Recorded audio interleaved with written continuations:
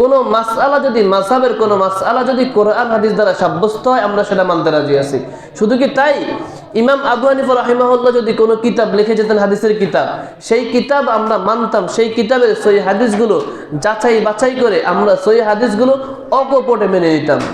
ইমাম মুয়াত্তা মালিকের সবগুলো হাদিস সহিহ হাদিসগুলো আমরা মানছি, তার মানে ইমাম মালিককে আমরা মেনে নিয়েছি।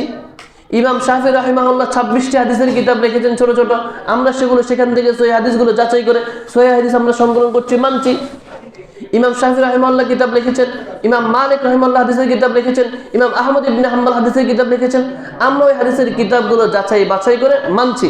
ইমাম আবু হানিফা রাহিমাহুল্লাহ হাদিসের কিতাব লেখেন নাই, মানবো কি? ইমাম আবু হানিফা রাহিমাহুল্লাহ তাফসীরের কিতাব লেখেন নাই, মানবো কি? ইমাম আবু হানিফা রাহিমাহুল্লাহ কোনো কিছুই তো লেখেন নাই, তাহলে মানবেন কি? ইমাম আবু হানিফা রাহিমাহুল্লাহর নামে যতগুলো কিতাব এই দেশের মাটিতে চলছে, একটা কিতাব ইমাম আবু হানিফা লেখেন নাই। পৃথিবীতে কোনো মায়ের বেটা, কোনো বাবার বেটা কিয়ামত পর্যন্ত সময় দিলে এটা প্রমাণ করতে পারবে না যে হানাফি মাযহাবের যতগুলো কিতাব আছে একটা কিতাব ইমাম আবু হানিফা লিখছে কিংবা ইমাম আবু হানিফার কোনো ছাত্র লিখছে, কেউ প্রমাণ করতে পারবে না। সুতরাং ইমাম আবু হানিফার নামে যা চলছে সবগুলো বানোয়াট আর মিথ্যাচার।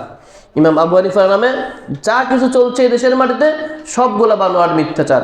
ইমাম আবু হানিফার নামে যতগুলো ফতুয়া চলছে সবগুলো মিথ্যাচার। ইমাম আবু হানিফা রাহিমাহুল্লাহ এমন কোনো কথা বলেন নাই, এমন কোনো ফতুয়া দেন নাই, যা চলছে সব আজগবি মিথ্যাচার। সুতরাং আমাদের দায়িত্ব হলো সত্যকে তালাশ করা, সত্যকে অন্বেষণ করা, গবেষণা করা।